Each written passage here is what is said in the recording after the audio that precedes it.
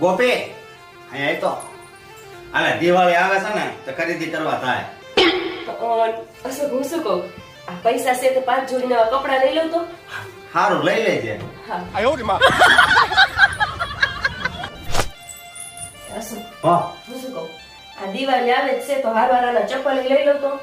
તો સારું લઈ લે.